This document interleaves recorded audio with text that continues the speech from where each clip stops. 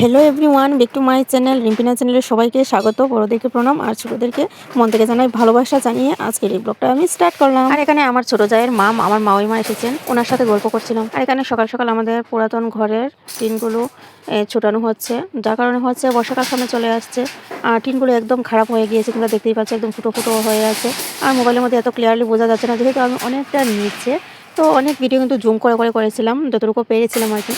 আর একদমই খারাপ অবস্থা হয়ে গিয়েছে। আর এখন যদি বৃষ্টি আসে একদমই থাকা যাবে না ঘরের মধ্যে, আর ঘরটাও যেন অনেকটা ভেঙে গিয়েছে। আমি সবটাই তোমাদের শেয়ার করব আস্তে আস্তে, তোমরা শুধু আমার চ্যানেলটা একটু চোখ রাখো, দেখতে থাকো। আর এদিকে দেখো উপরে তো কাজ চলছেই, আর আমি এদিকে রান্নাটাও বসিয়ে দিয়েছি, কারণ ওনাদের জন্য তো রান্নাবান্না করতে হবে, তারপর হচ্ছে আমরাও খেতে হবে। আমরা এখনও কিন্তু খাওয়া দাওয়া করিনি। আর তোমরা সবাই জানো আমি সকালবেলা টিফিন বলতে তেমন কিছু খাইই না, তেমন কিছুই খাই না, চা তো খাইই না। সেটা যদি কোথাও যাই, যদি ভালোবেসে কেউ দিয়ে খেতে হয় তখনই খাই। এখানে দেখো আমি ডেকের মধ্যে বসিয়ে দিয়েছি ডিম আর আলু সিদ্ধ, ডিমের ঝোল করবার। এখানে আলু ভাজি বসিয়েছি। আর কথাটা হচ্ছে কি জানো, আলুগুলো আমি ঢেকে একদম ভর্তা করে নিয়েছি আলু ভাজি করতে করতে, কারণ হচ্ছে উপরে কাজ চলছে, যদি গুঁড়ো টুড়ো কিছু পড়ে যায় তাহলে খাওয়া যাবে না, যার জন্য ঢেকেই করছিলাম। আর এদিকে আজকে এইটুকানি রান্নাবান্না করবো, মুসুর ডাল, আলু ভাজি আর ডিম আলু দিয়ে ঝোল। আর এখানে দেখো রান্না করতে করতে কি ঢং করছি, আর ভাবছি যে কোথায় থেকে যে কাজটা শুরু করব আর কোথায় গিয়ে যে শেষ হবে সেটাই ভেবে পাচ্ছি না। কখনো মন খারাপ হচ্ছে, আবার ভাবছি যে না, ঘরে কাজটা হচ্ছে, এখন আস্তে আস্তে আমরা নতুন করে যাব, এটা নিয়েও মনে অনেক খুশি। মানে সব কিছু মিলেমিশে কখন যে কী হয় আমার মাইন্ডটা ঘুরে যায়। আর এই যে দেখো বলেছিলাম না যে তোমাদেরকে দেখাবো আমার ঘরের অবস্থা, তো তোমরা দেখে নাও আমার ঘরের কী অবস্থা। দেখেছো আমরা যে ঘরে থাকি সেই ঘরের বেড়াগুলো কতটা ভেঙে গিয়েছে, আমি কখনোই ভাবিনি তোমাদের সাথে শেয়ার করবো। তো আজকের এই টিনের কাজগুলো থেকে শুরু করেছি যেহেতু, তো সামনের দিক থেকে দেখলে বোঝাই যায় যে খুবই ভালো কথা। তো ভাবলাম যে না, তোমাদের সাথে একবার শেয়ার করি, তাহলে তোমরা বুঝতে পারবে যে তোমাদের বোনটা যে কতটা কষ্ট করে থাকে, মানে সেটা না দেখলে তো বোঝাই যায় না। দেখেছো এই ঘরে থাকা আর না থাকাই সমান, তাই না? আমার তো সেটাই মনে হচ্ছে, মানে ঘরের দেয়ালগুলো একদমই নেই, সবটাই ভেঙে গিয়েছে, টিন দিয়ে আর কি জোড়া লাগিয়ে শুধু আছি আমরা।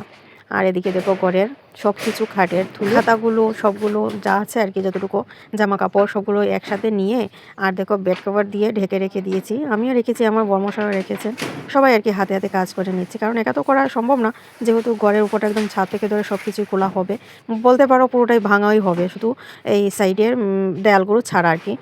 তো উপরের পুরো একদম কাভার সব কিছু উঠে যাবে, তারপর নতুন করে টিন দিয়ে আবার দেবে, কারণ থাকতে হবে, কখন হবে না হবে ঘর তার কোনো গ্যারেন্টি নেই, যার জন্য এটা দিতে হবে উপর দিকে। আর মনে হচ্ছে রান্নাঘরে কিছুই থাকবে না, উপরে ছাদ বলতে কিছুই থাকবে না।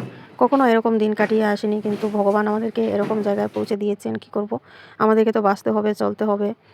তো এই যে দেখো ছাদ নেই ঘরের, একদম তুলে ফেলা হয়েছে, আবার নতুন করে দেবে। নতুন কি, এই যে ঘরের টিনগুলো ছিল না সেগুলো দিয়েই যায়, এগুলোর মধ্যে যতগুলো একটু ভালো ভালো আছে সেগুলো দিয়ে শুধু ছাদ দেবে, শুধুমাত্র। আর আমার ছেলে স্কুলে গিয়েছিল, কিসের কাজের জন্য এসেছে, কি নেবে একটা, তো এই নিচ্ছে আর কি। আর আমি ভিডিও করছি বলে একটু রাগ হচ্ছিলো, ভিডিওতে ওকে নেওয়া যাবে না, ও মানে ভিডিওতে আসবেই না এরকম আর কি। ও একটু লজ্জা লাগে, অনেকে দেখবে, দেখে বলবে তোকে তো আমি ভিডিওতে দেখেছি, তো ওর জন্য মানে ও আসতে চায় না। তো যাই হোক, আমি তো ওকে ভিডিও করেই যাচ্ছি, আমি একদমই কিন্তু বন্ধ করিনি। আর আমি আর আমার মেয়ে বাইরে বসে আছি, ওনারা কাজ করছেন। তো কি করব বলো তো, ঘর তো ভাঙা হচ্ছে, তো এখন তার আমার কোনো কাজ নেই, আমার কাজ হচ্ছে ঘরটা ভেঙে ছাদ ছাড়িয়ে তারপর নতুন করে যখন ছাদটা দিয়ে দেবেন, তারপর হচ্ছে আমার ঘর পরিষ্কার করা শুরু হয়ে যাবে।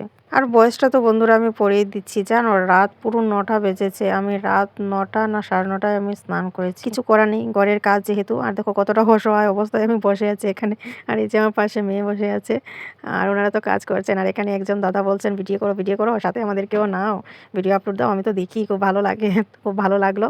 এটাই তো ভালোবাসা, তাই না? তোমাদের এইটুকুখানি ভালোবাসা পেলেই আমার হয়ে যায়, আমি আর কিছু চাই না। তোমাদের কাছে এইটুকুই আমার চাওয়া, সবাই একটু ভালোবাসা দিয়ে আমার পাশে থেকো।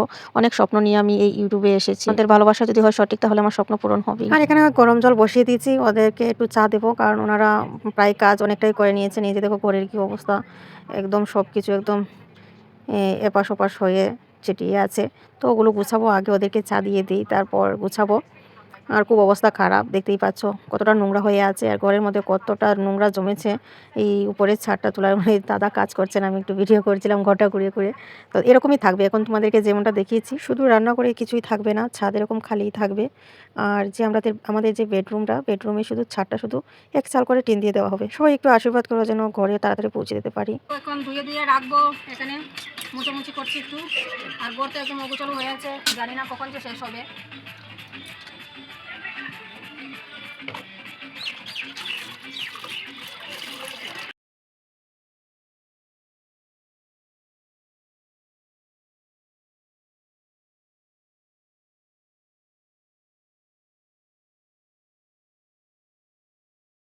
তো দেখো বন্ধুরা, আমি ঘরটা কিছুটা গুছিয়ে নিয়েছি, রান্নাঘরটা মানে ঝেড়ে ঝুড়ে যতটুকু করার করে নিয়েছি। এই যে এই সাইডে মানে সব কিছু চেঞ্জ করে নিয়েছি। ব্রেকফাস্টটা এখানে ছিল আর এখানে এনেছি। আর এখানে আমার ছেলের পড়ার টেবিলটা নিয়ে এসেছি এইটা। আর হচ্ছে যা মশলা মশলি যা কিছু লাগে সব কিছু মুছে টুছে এখানে এনে রেখেছি। আর এই যে দেখো সুকেসটা এই সাইডে এনেছি। আর একদম জিনিসগুলো একদম ভেঙে গিয়েছে, ক্যামেরায় ঝেড়ে নিয়েছি যতটুকু পেরেছি। আর উপরে ছাদ তো দেওয়া হবে না, জানি না কী হবে, কাজ করতে করতে যদি কাঠের আরও প্রয়োজন হয় তাহলে এই ঘরটা ছাড়িয়ে নেওয়া হবে, ছাদ থাকবে না মানে বারান্দার সাইডটা।